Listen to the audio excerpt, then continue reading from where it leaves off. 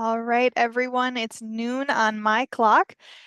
So good afternoon, everyone. Hello and welcome to our April Twin Ports Climate Conversation event, where we're discussing green shipping on the Great Lakes. My name is Madison Rodman, and I'm a resilience extension educator here at Minnesota Sea Grant. And I really want to thank you all for joining us and taking time out of your busy days to learn more with our speakers today. Today is, like I said, our April Twin Ports climate conversation. And before we get going, I really want to say heartfelt thank you to the entire Twin Ports climate conversation planning team and the following organizations for their support of TPCC, Minnesota Sea Grant, the Minnesota Department of Natural Resources Lake Superior Coastal Program, the 1854 Treaty Authority, and NOAA's Office for Coastal Management. So thank you to those organizations. And if you're new to the Twin Ports Climate Conversations, we've been around since about 2018 and offer a space to gather to discuss climate change in the Western Lake Superior region.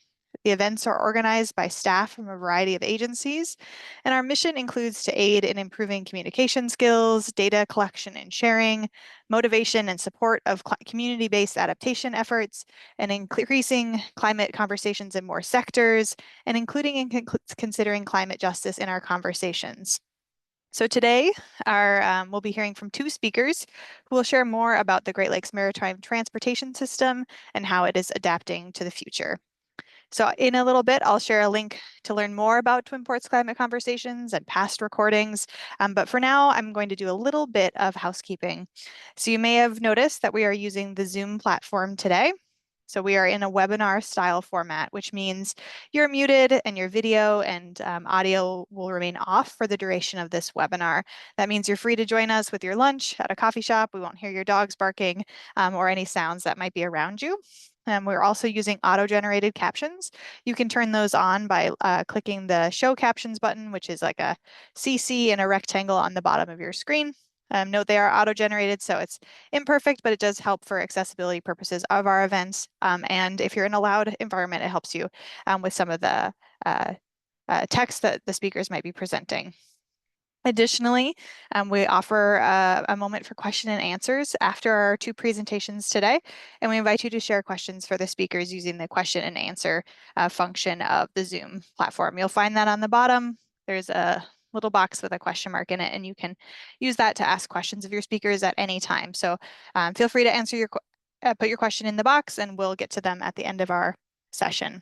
We will be recording our session as well, and we'll make the recording available on our Minnesota Sea Grant YouTube page about a week or so after the event. And we'll share a link to the recording and any resources that were shared by the speakers later when everything is ready. And so with that, I'm excited to introduce our two speakers. I'm really thrilled that we have two today to hear from about Great Lakes Maritime Transport. The first will be Kelsey Prihoda. And Kelsey is the Great Lakes Transportation Extension Educator at the University of Minnesota program. And she's based on the Duluth campus, like myself. And Kelsey's Great Lakes Transportation Extension program is unique among the 34 Sea Grant programs and provides education and outreach on Great Lakes maritime transportation systems, multimodal transportation of hazardous materials in the Great Lakes and St. Lawrence region. And simply put, Kelsey teaches people about Great Lakes shipping and brings people with differing perspectives together for partnership and science-informed problem solving. Prior to transitioning to an education and engagement role here at Sea Grant, Kelsey spent nearly 15 years researching ballast water management strategies and water quality. And much of that time was spent in the engine room of Great Lakes vessels, sampling ballast water. We'll also hear later on from Jeff Udd, who's the Director of Government and Environmental Affairs for the Duluth-Seaway Port Authority. As a chemical engineer for more than 25 years, he has experience in various state and private sector roles, and Jeff brings a thorough knowledge of water permitting, dredge material management, ballast water treatment, and industrial processes and compliance to his role at the Port Authority. So prior to joining the Port Authority in 2024, Jeff most recently served as a manager of the MPCA Water and Mining section. So please join me in welcoming Kelsey and Jeff to our Twin Ports Climate Conversation this month. And with that, I'm going to pass the mic and baton over to Kelsey. So Kelsey, please take it away. Thanks so much, Madison, and also to the rest of the TPCC for inviting Jeff and I to present today.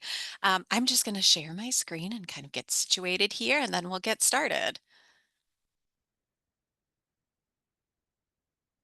Okay, that should be all good to go now. Um, so this is a topic that is really near and dear to me, and so I'm thrilled to be able to have this opportunity to speak to you all today about green shipping on the Great Lakes. This is just a little disclaimer that has to do with my portion of the presentation. So when it comes to the movement of people and goods in the United States, transportation accounts for the largest share of total greenhouse gas emissions from all sectors. So decisions made by this sector can significantly impact decarbonization efforts in the United States and globally. Within transportation's share of greenhouse gas emissions, on-road vehicles are the dominant emitters, so about 82% of total greenhouse gases, while ships and boats make up about 2% of the total. And then interestingly, over the past 20 years, less fuel efficient truck transport has actually gained a larger share of total freight ton miles in the United States, while more fuel efficient modes of transportation like water have lost share. So today, Jeff and I will be making 3 points to you all. The first is that Great Lakes ports are part of an interconnected regional and global network. So a disruption at a single port can have ripple effects across the entire network. And when it comes to potential impacts to shipping on the Great Lakes St. Lawrence Seaway system, environmental factors like reduced ice coverage, lake level variability, increased frequency of intense storm events, and changes in erosion and sedimentation patterns all could cause disruption in this system. And then finally, Jeff is going to be talking about the environmental benefits of waterborne transportation and what the industry is doing collaboratively to reduce energy consumption and emissions to an even greater extent. So it's important for Jeff and I to start this presentation off just with a little bit of background about the maritime transportation system in the Great Lakes so that you can better understand the potential impacts of future climate variability. And it's all about the lakes, the ships, and the cargo. So these are the basic foundations of the Great Lakes Maritime Transportation System. And I'm going to be sharing just a little bit of information about all three of these topics. So here is a little bit of a test of your geography knowledge, everyone. So there are 2,342 miles between Duluth, Minnesota, and the Atlantic Ocean.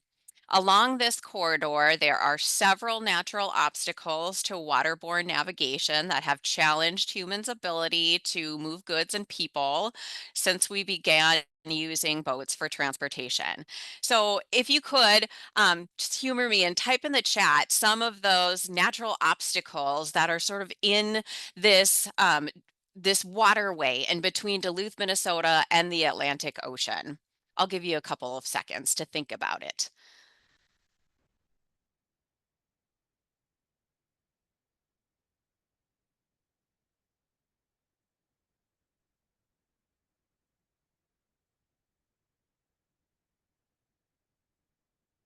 So I'm seeing Niagara Falls. That's absolutely correct. The Sioux Locks, that's at the St. Mary's River. The elevation changes between the lakes, seasonal ice cover. Yes, absolutely. Very good, everyone. These are all things that we think about when we think about some of these natural obstacles. So again, St. Mary's River at Sault Ste. Marie is one natural barrier that we think about, natural obstacle. We also think about, yes, Niagara Falls in between Lake Erie and Lake Ontario. We think about the St. Lawrence River. And there's also that elevation drop of 601 feet in between Duluth, Minnesota and the Atlantic Ocean. So here's just a profile view of the Great Lakes St. Lawrence Seaway system. So a series of locks throughout the Great Lakes St. Lawrence Seaway makes modern navigation possible. So all of those natural obstacles that we just mentioned are possible to be navigated through this system of locks. And you can think of locks like water elevators. And so they are capable of moving an individual ship either up or down so that they can safely traverse the substantial changes in elevation, in depth, and in current at some of these natural obstacles. So if we're moving from Duluth, Minnesota and going to the east, there are two locks here at the Soo Locks at Sault Ste. Marie that allow vessels to navigate the 21-foot drop in elevation at the St. Mary's River between Lake Superior and Lakes Huron and Michigan. So the two locks are the MacArthur Lock, which was completed in 1943, and the Poe Lock, which was opened in 1968. So just in terms of dimensions, the MacArthur Lock is 800 feet long, it's 80 feet wide, and it's 29.5 feet deep. The Poe Lock is actually the largest on the Great Lakes. And so this lock is 1,200 feet long, 110 feet wide, and it's 32 feet deep. Then we have the 8 locks of the Welland Canal that allow for vessels to bypass Niagara Falls, a big obstacle, natural obstacle to navigation. And the Welland Canal locks were constructed between 1913 and 1932, and they are each 766 feet long, 80 feet wide, and 30 feet deep. And then in 1959, these 7 locks here, the Montreal Lake Ontario section of the St. Lawrence Seaway was opened, which connected the Great Lakes to the Atlantic Ocean. And these 7 locks were built to the same dimensions of the locks at the Welland Canal. So these locks I'm mentioning because they are very important in that they allow for commercial navigation, but they also dictate some of the more unique aspects of Great Lakes shipping, including its seasonality and its vessel size. So the most difficult areas for winter navigation in the Great Lakes St. Lawrence Seaway system are going to be the bays, the rivers, the channels, and the locks. This is where ice forms first and becomes the thickest. So it's the presence of ice and the need to perform critical annual maintenance on the locks at each of those places that I mentioned that mean that this navigation system is closed for a period of time in the winter. So as of today, the 2025-2026 Great Lakes shipping season has been underway for just over 1 month. The Soo Locks are generally closed from navigation from about January 15th to March 25th. And then the St. Lawrence Seaway locks are generally closed from December 26th to March 25th. This season, the locks opened just a few days early, March 21st and March 22nd, respectively. So the locks of the Welland Canal and the Montreal Lake Ontario section of the St. Lawrence Seaway have the same dimensions. So again, that's 766 feet long, 80 feet wide, 30 feet deep.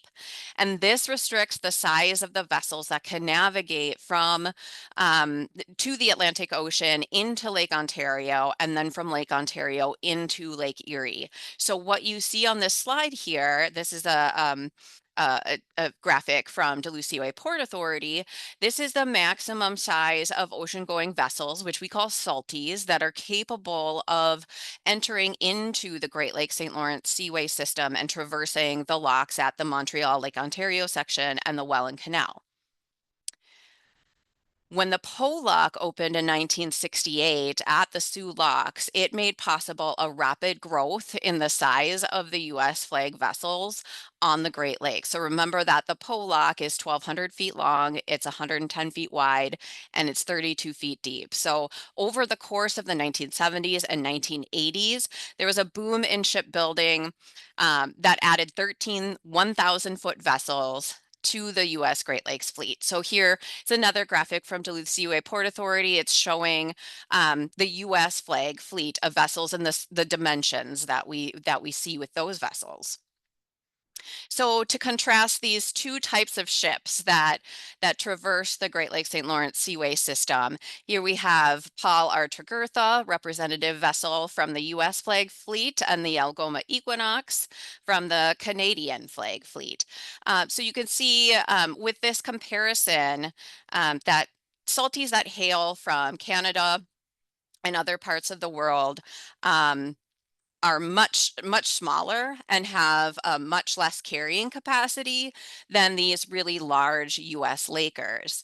Um, to contrast that, the salties are able to navigate unrestricted throughout the Great Lakes St. Lawrence Seaway system and ocean waters globally, whereas these really huge laker vessels are really confined to the 4 of the 5 Great Lakes. They cannot traverse the Welland Canal. They are too large, so they're unable to navigate into Lake Ontario. Ports on the Great Lakes generally are either cargo loading ports or cargo offloading ports.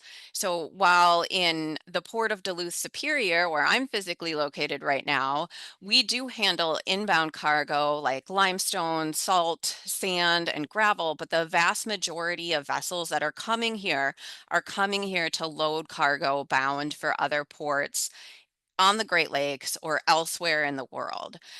So this map is really kind of showing that interconnectedness, that ports in eastern Lake Erie, like Buffalo and Conneaut and Ashtabula, are dependent upon cargo coming from the ports of Duluth-Superior and two harbors, and vice versa.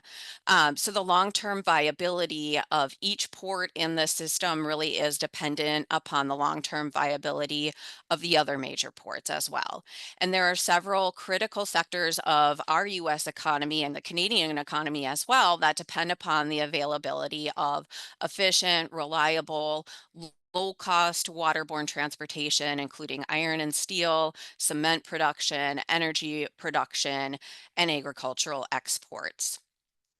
Minnesota provides 80% of the iron ore used in America's first pour steel. So each year, approximately 20 million tons of iron ore is shipped from the port of Duluth-Superior to ports in Lower Lake, Michigan, and in Lake Erie. And this iron ore is used to make the steel in your vehicles that you drive, and appliances that are in your homes, in the infrastructure that surrounds you every day. So this critical supply chain really depends upon efficient and reliable waterborne transportation. And that includes this critical pinch point here of the Soo Locks, and all of the other ports that are pictured on this map. There are many non-environmental factors like port congestion, intermodal connectors, policy, cybersecurity that can cause disruptions in the marine transportation system. Today, we're going to focus only on environmental factors, and I'm going to use our representative U.S. Laker vessel, the Paul R. Tregurtha, and our representative Great Lakes cargo type, iron ore, to try to walk through some of these potential future scenarios. So, as I mentioned, ice coverage, and particularly ice coverage in confined areas like harbors and locks, plays a huge role in the seasonality of the Great Lakes shipping season. So, what you're seeing here is a graph that is showing annual maximum ice cover in the Great Lakes as a whole from 1973 to 2024. The long-term average of 52% is represented by this dashed red line here. And as you can see, over these 50 plus years, there have been years that are above and below this long-term average. As you look more recently, you will notice a trend of many more years that are below that long-term average, many more below than are above. So a global rise in air temperature, combined with warmer surface water temperatures, means that the Great Lakes as a whole, are trending toward reduced seasonal ice coverage, with ice forming later in the season and melting earlier. This could lead to a longer Great Lakes navigation season. We're already seeing this happen to some extent over the last 30 years. So, for example, for the 5 years from 1994 to 1998, the average open period for the Montreal Lake Ontario section of the Seaway was 274 days, When we compare that with the 5 years from 2004 to 2008, the average open period was 282 days. So that's an increase of 8 days. And then just looking at last year, our 2024 season, this section of the Seaway was open for 290 days. So you can see that kind of trending upwards over time. So, what does the impact of a longer commercial navigation season on the Great Lakes St. Lawrence system mean? Does this mean that we can expect more vessels hauling more cargo in the future? Um, the answer is not necessarily. So, this is a really great study that was done by Rustin Stewart, funded by Wisconsin Sea Grant, published in 2022, looking at the effect of a reduction in ice coverage and thickness during the year, and whether that could enable an extended shipping season and how this would impact the Great Lakes maritime transportation system. So this was a hypothetical season extension beginning in the year 2050, and only shipping routes using the SULOCs were evaluated. But I'll just quote directly from the authors here: without an increase in demand for these three products, taconite, coal, and limestone, there is a strong probability that an increase in the operating season by 60 days could result in a reduction in the number of vessels needed to move the annual product quantity. So, in other words, new markets are needed to have that impact of a longer shipping season, meaning more vessels and more cargo. And the authors really didn't find a magic cargo of high volume that could transition, let's say, from rail or truck to marine commerce with this hypothetical extended season. So the authors also note that in the study, with a potential season extension, there are other needs that would need to be addressed.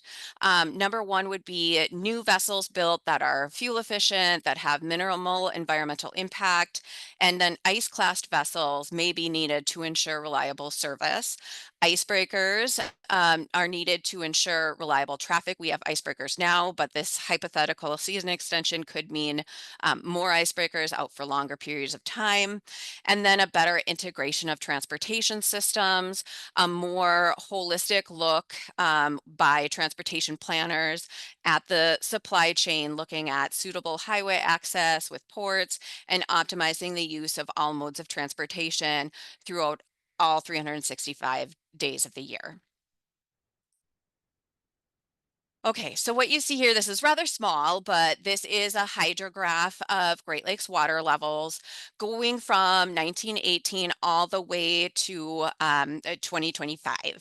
And the red line here for each of these hydrographs, that is showing the annual long-term average lake level over this time period, whereas that blue line that you see is showing the monthly mean lake level. So regardless of whether we look at the hydrograph for Lake Superior or Lake Michigan Huron or Lake Ontario, what you see is a great deal of variability around that long-term average.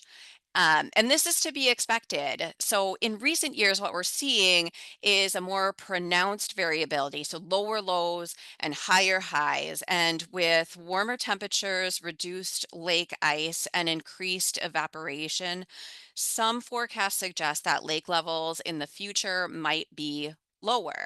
But there's not really a scientific consensus around what the future holds for lake levels in the Great Lakes and whether generally they'll be lower or higher than that long-term annual average.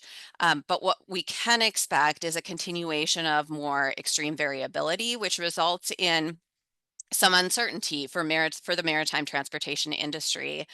So, for example, if low water levels become more common, then freight movements in the region could be impaired, as this reduces the cargo carrying capacity of Great Lakes vessels and could potentially lead to an increased need for dredging at Great Lakes ports. And dredging, by the way, that's the act of just removing the built up sediment or shoals from the federally authorized navigation channels.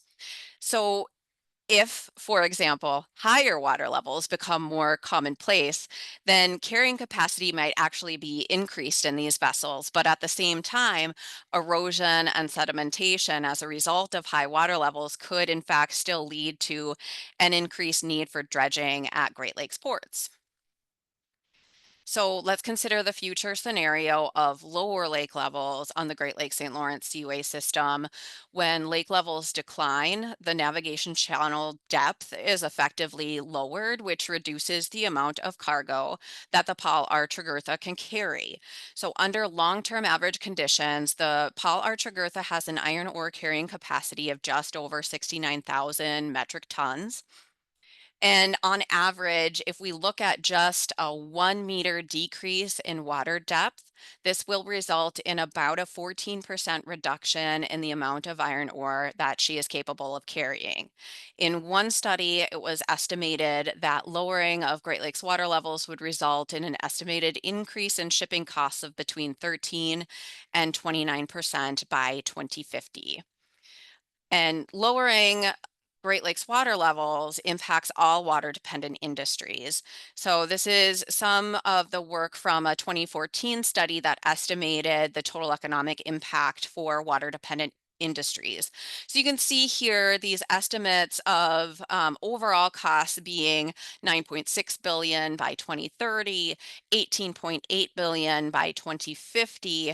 And if we break this down a little bit and look at individual aspects of water dependent industries, just looking at commercial shipping and harbors, you can see that by 2050, the estimate here is about a $2 billion economic impact as a result of low water levels.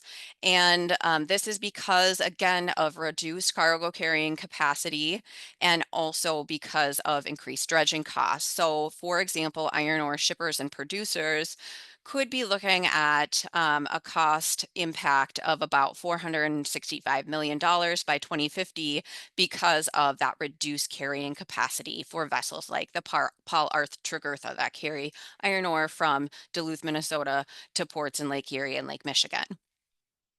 And then when it comes to dredging, the study wasn't able to confidently estimate the potential increased costs up through 2050, but just looking at the potential impacts by 2030, you can see that it's on the order of hundreds of millions of dollars for Lake Michigan and Lake Erie harbors.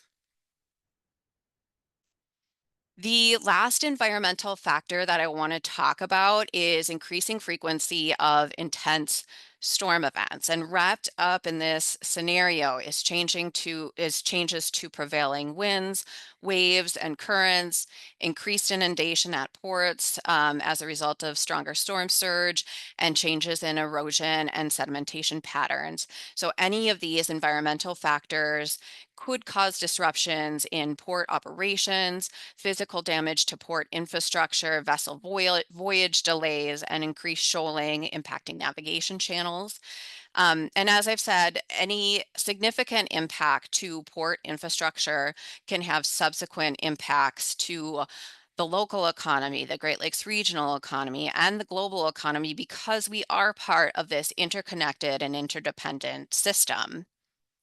So going back to the Paul R. Tregurtha carrying our representative cargo of iron ore, here are some possible future scenarios that we can think about with this environmental factor in mind. So more frequent or severe inland flooding as a result of increased precipitation could impact the critical rail infrastructure that move the iron ore from mines in northeast Minnesota to ports in western Lake Superior, like Duluth-Superior, to harbors, Silver Bay. And also, more severe storm surges may directly inundate and damage ports and other critical infrastructure, like the Sulaks, for example, leading to port closures and an inability to load or offload this important cargo, thereby impacting our nation's steelmaking abilities. And then increases in sedimentation and erosion rates could increase the need for dredging And as you've seen, these costs are estimated to be in the hundreds of millions of dollars for ports in just in Lake Erie and Lake Michigan. And these impacts could be seen throughout the entire Great Lakes St. Lawrence Seaway system. And then also to minimize the risk to Paul Archegurtha and her crew, vessel delays may become more commonplace as the need to adjust planned routes and or find safe harbor becomes more routine. So you've learned a little bit about maritime transportation on the Great Lakes St. Lawrence Seaway system, and you've learned some of the future environmental factors that could cause disruptions and economic losses for the industry. And what Jeff is going to tell you more about as I stop sharing my screen is what the maritime sector is doing to help make this industry more sustainable, to reduce our carbon input as a result of shipping on the Great Lakes St. Lawrence Seaway system, and how they're working together to do that. So take it away, Jeff. Thanks, Kelsey. And I did notice that you had a nice Port Authority calendar hanging behind you, which I appreciate that too. As I'm picking up where Kelsey left off, so again, I'm Jeff Fudd. I work at the Duluth Seaway Port Authority, and I should have had a slide on this, but our mission is it has a lot of we cover a lot of things, but it's to bring business to the port, economic development to the region, and advocate for the maritime freight transportation and industry. So we have a lot of different hats that we wear, but I'm certainly going to focus on our role in environmental sustainability as we go through this presentation.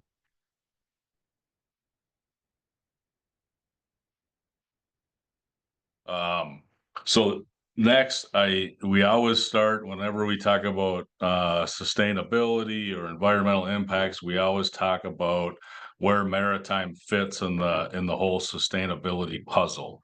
And now, as I just mentioned, we advocate for all forms of transportation because no matter how far you get it on water, you still have the first and last mile of any cargo movement that's going to involve something other than maritime. So either trucks or rails.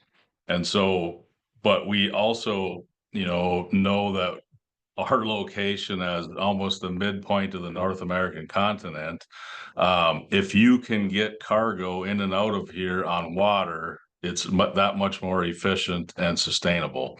So just to compare, what one Laker can hold, the 1,000 footers of cargo compared to how many train cars or how many trucks, and then more importantly the carbon intensity of each of those transportation options. You look at maritime as about 70% more efficient than trucks and about 20% more efficient than rail. So we want to get things as far as we can on water before we go to those other forms of transportation. And the way the presentation is structured is we kind of talk about the Seaway system first, and then we kind of go down to the individual port of Duluth-Superior. The Green Shipping Corridor Network, I would call it in its vision form right now.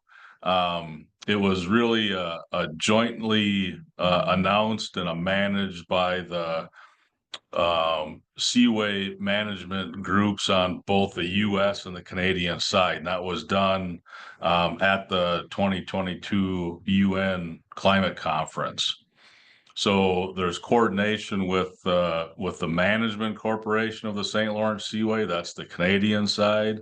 There's coordination with the development company of the St. Lawrence Seaway, which is the U.S. side. They have very similar names, but separate countries. U.S. DOT, the Department of Transportation, the State Department, and then the Canadian equivalents as well. And like I say, it's more in the vision form right now. There have been a number of meetings that have happened since 2022, but really, if you've heard the term green shipping corridor before. That really is most of the time when it's talked about, it's from point A to point B. So, have your port at point A be decarbonized or zero emission, your port at point B the same way, and then you have um, zero emission maritime fuels that are used to transport ships from point A to point B. So that's kind of the green shipping corridor. In this vision, it's considered a network because the thought behind it is everything in the Great Lakes, St. Lawrence Seaway is going towards that decarbonization goal of net zero by 2050. So it's not only the vessels that are moving between ports, but it's also the ports themselves. And there's a lot of ports on the Great Lakes, so it isn't just a modest vision. It's pretty aggressive.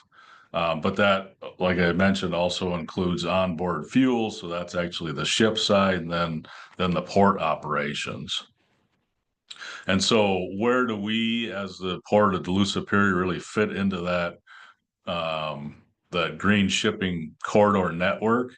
Well, one, we have been and continue to be engaged and collaborate in those discussions. So we're on track to know what's happening as the projects progress. We also want to be prepared with good infrastructure. So as you know, we're not out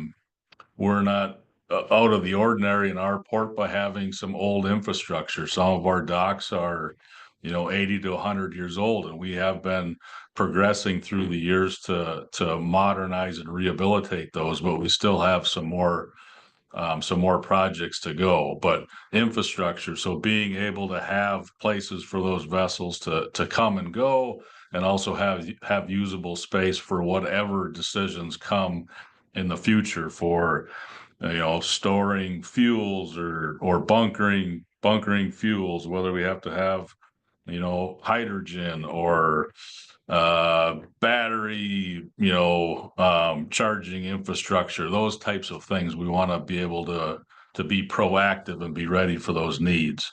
And then from our standpoint is electrifying our operations. So, making our cargo handling equipment, which we have right now, is forklifts and reach stackers and cranes, making sure that those are moving their way towards electrification or zero emission. Shore power the same way. So when a vessel comes to call on our terminal, do we have the infrastructure necessarily where they can, in simple terms, hook up the big extension cord and operate off of that while they're at berth?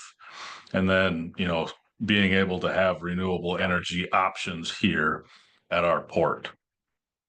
And that kind of leads into our climate action plan. And so that's what we're doing at our terminal. We don't own all of the terminals in the port. We only own the Kluwer Public Marine Terminal. But what can we do to advance that zero emission options? And so we started this process back in 2022, and we worked with Minnesota Power and Frontier Energy on doing an environment or energy electric assessment at our facility to see what could we do to move towards zero emission. And so we used 2022 as a baseline, and then we had our goal of achieving net zero emissions by 2050, and that includes the scope 1 and scope 2 emissions. So as I mentioned, we evaluated our current baseline. We looked at what zero emission equipment options are out there and whether they work well or not in cold climates. We looked at rooftop solar. We have a lot of warehouse space down here, so there is a lot of rooftop space. So we wanted to see what our generation capacity could be. We also looked at battery energy storage as well, and wind turbines.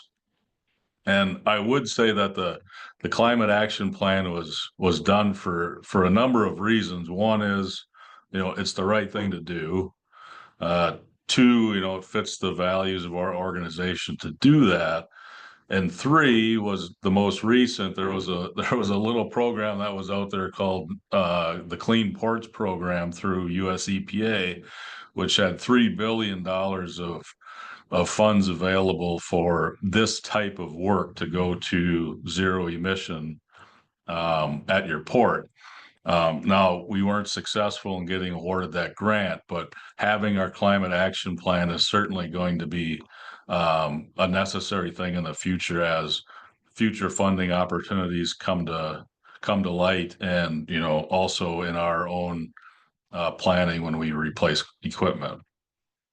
So really what our climate action plan is doing from an action standpoint is implementing energy efficiency measures, which we've been doing for a number of years, whether that's, more efficient lighting or on timers or motion sensors so they're not on all the time, that type of thing. Transitioning our vehicles and equipment to zero emission alternatives. So that's where, our forklifts and our yard trucks and reach stackers and cranes, we want all of those to be moving towards zero emission. Procuring renewable energy sources. We have a really great source of power with Minnesota Power right now that as a if you compare it to nationwide rates, it's actually fairly cheap. And Minnesota Power is already moving towards green energy as the state mandates tell them that they should be doing by 2040 or 2050. So we looked at, generating our own power at our terminal, and it really didn't make a lot of economic sense for us at this time. So we tried to convert everything from electric off the grid rather than generating it at our terminal. But, that could change in the future. Our climate action plan is a living, breathing document that we know is going to be modified as things change. So this is just what it looks like in our snapshot of time. Offsetting remaining emissions that we can't transition over to ZE, and that might be our natural gas or something that we're using to heat our office buildings and that kind of thing. And then monitoring and tracking our progress. So that's kind of our climate action plan that just got released in June of 24. So just a number of months ago. And then the third thing that I wanted to touch on is just green marine. And that is also another program that we implement through, the Port Authority. We were a founding member back in 2007. And what is green marine exactly? It's a voluntary certification program that that reduces your environmental footprint of the maritime side of our operations. And really it's all of our operations, but maritime is what the primary focus has been. It really is it's a benchmarking tool, so it measures our performance against not only ourselves year to year, but others in our other ports and in our industry. It's a network of like-minded ports, ship owners, shipyards. There's a number of different entities within the maritime industry that are part of this. It was started in North America, and now it just recently expanded to Europe, and they're also looking at going to other places. But green marine is really there's a number of different performance indicators that you measure yourself against, whether it's what you're doing with aquatic invasive species or how you handle dry bulk cargo coming in, or your emissions, or your engagement in the community. There's all kinds of different performance indicators, and the performance indicators continually change from from year or every other year to every other year. So if you are, a level 3 in air emissions, let's say, I mean, it's a level 1 through 5 scale, 5 being the greenest and level 1 being you're just kind of getting started in the program. If you are maintaining a level 3, that is still continuous progress, because it's always being updated as a program to try to drive people towards more environmental sustainable practices. So again, we were a founding member of that. So that again fits our values of the organization. Our executive director is also a board member on Green Marine, and we think it's a great program, and we really advocate to try to get more of the industry involved in that. That is the end of my spiel. So, Madison. Thanks, Jeff. We're seeing some applause come in, and Kelsey, you had a round of applause for your presentation as well. Reminder to our attendees, now's your chance. We've got 2 experts on the hook here.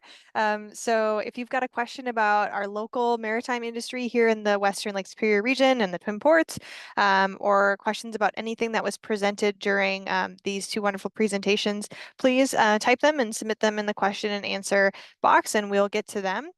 We have 1 question so far, and Kelsey, I think this question can go to you, but Jeff, you're more than welcome to answer it as well. And this is a question about dredging. And so Ella asks, what is the impact of dredging on water quality and aquatic ecosystem health? And are there ways to mitigate harm? I'm guessing that ways to mitigate harm within when you're doing dredging operations. So any answer for Ella? Yeah, so I'll start, but I think I'll have Jeff back me up on my answer and anything that I leave out, perhaps. But so when it comes to the impact of dredging, and again, that's just the digging up of the sediment that's accumulated in the federal navigation channel to keep that that depth at the optimal carrying capacity. So when it comes to that, what you're looking at in terms of impacts to water quality mainly has to do with suspended sediment turbidity that can be lifted up when that sediment is sort of dug up or sucked out of the federal navigation channel. And so that can impact things like fish, and particularly when you're looking at juvenile fish and spawning activities. So that's mainly what we're thinking about when we're thinking about impacts to aquatic organisms. And so the U.S. Army Corps of Engineers has an environmental research and development center where they have done a number of studies looking at ways to mitigate some of that suspended sediment that gets into the water column as a result of dredging operations. So there are a number of things that they've learned and best practices that they can implement that sort of reduce those impacts. And then the other things that happen is that there is environmental windows that states, when you're dredging in a state waters and federal waters, you need to adhere to a certain time period in which you do not dredge, and that's set by again state and federal regulatory agencies to protect those aquatic resources from the potential impacts of that increased suspended sediments while the dredging is occurring. So there's some regulatory controls that happen, and then there's also some research and development that's been put into place that has been found to be effective in minimizing the amount of suspended sediment that results from that dredging activity. And so, Jeff, just feel free to add to whatever I just said. No, you covered that very well, Kelsey. Okay. Great. Well, we've got some questions rolling in, so now we have a whole bunch to get to. The first one I'll direct you to is from Kathy, and Kathy asks, "Do you anticipate more container vessels in the Twin Ports?" Well, geez, I certainly hope so, but we also know that it's a very tough business to be in. So as of right now, it's Duluth-Superior and Cleveland are the only 2 ports on the lakes that have the ability to handle containers. We do have a liner service that goes from Duluth all the way over to Antwerp, Belgium, and back, and it's a monthly service. So that helps our container business. But when you think of the container business, you would think of those gigantic ships that are coming into the port of Long Beach or New York, New Jersey, and they got a bazillion containers on them. And as Kelsey mentioned, you remember that obstacles to navigation that you see in the St. Lawrence Seaway, that really limits the size of our vessels. And so it really makes the container business not as economically viable as they are on the coast. So what we have been doing is trying to find those those right partners that have the niche cargoes that not only fit containers but are also going to the places where they want them to go, and we're trying to grow the business that way rather than trying to you know um, get into the markets that are happening on the coast. So we are growing it, but it's not growing in leaps and bounds. It's kind of baby steps. Great answer and wise strategy. Next question comes from Steve, and this one can be to both of you. So at this time or in the near future, how feasible is alternative power sources or are alternative power sources for shipping vessels? So thinking about electric motors, solar, wind, alternative to propulsion types, etc. Yeah, and I guess I'll start on this one, but I think you really have to look at things through the different types of vessels that we see. So if you talk about ocean going vessels, a lot of those are regulated under the International Maritime Organization and all of the strategies that that organization is trying to do to green the shipping industry.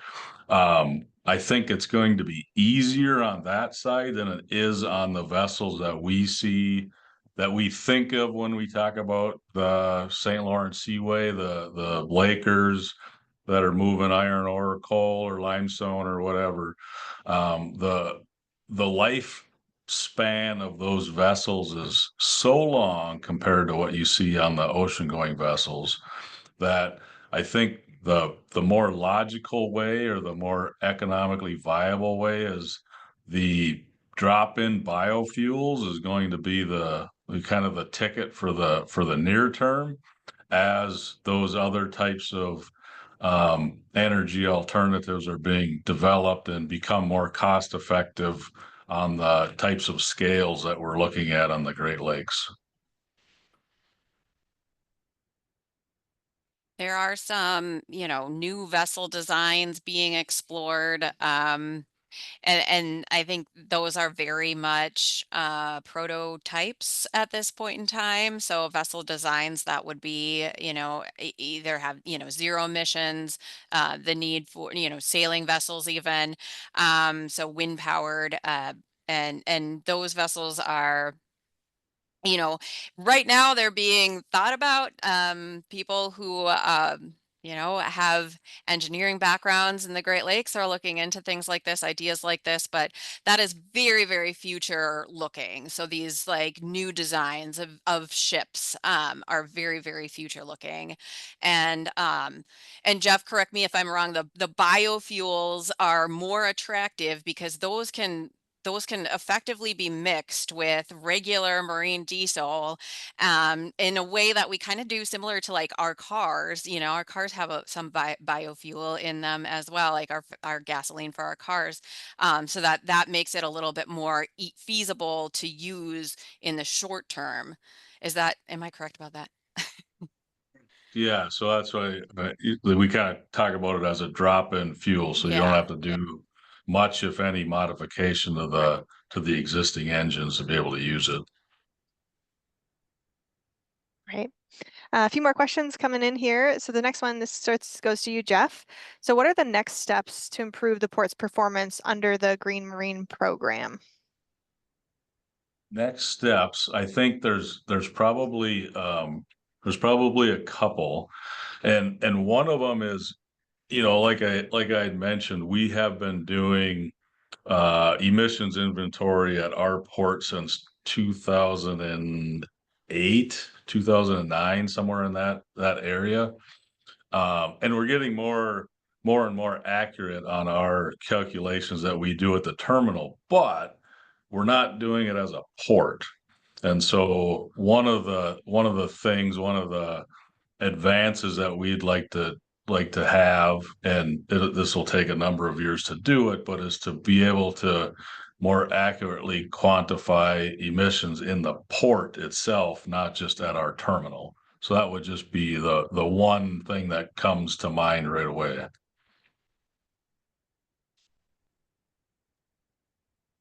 Great. And I think we have time for one more question, and then I'll do a final wrap up. So this last question is about iron ore. So iron ore transport constitutes a large percentage of the port's operation, and the remaining life of mines is not indefinite. So what does a future for the Duluth Seaway Port Authority look like without iron ore, or perhaps with less iron ore?